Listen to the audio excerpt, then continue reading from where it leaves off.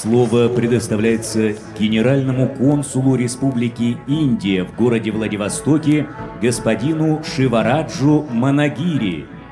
Уважаемые дамы и господа, дорогие друзья, поздравляю всех сегодня с праздником ИСИК.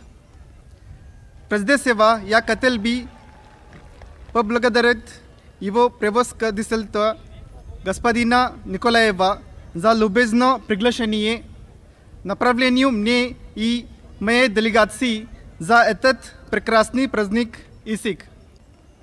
Это мой первый визит в Республику Саха-Якутия, и я искренне рад быть здесь. ИСИК – это праздник обновления, гармонии и благодарности природе. Он отражает ценности, которые близки к культурным традициям Индии. Я также рад отметить, что в Якутии широко практикуется йога, и что жители Якутска активно участвуют в праздновании Международного дня йоги. Индию и Россию связывают проверенные временем отношения, основанные на доверии, взаимном уважении и особом стратегического партнерстве.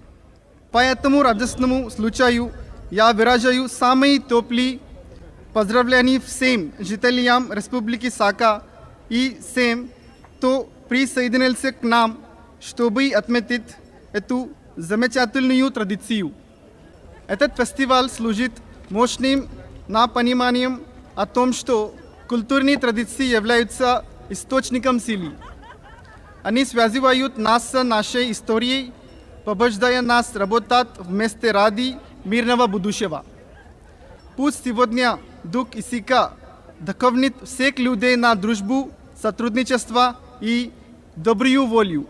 Я рад сообщить, что в рамках праздника выступит труппа индийского классического танца в стиле манипури. Желаю всем участникам и гостям радостного праздника. Пусть это торжество принесет счастье, здоровье, процветание и успех вашим семьям и общинам.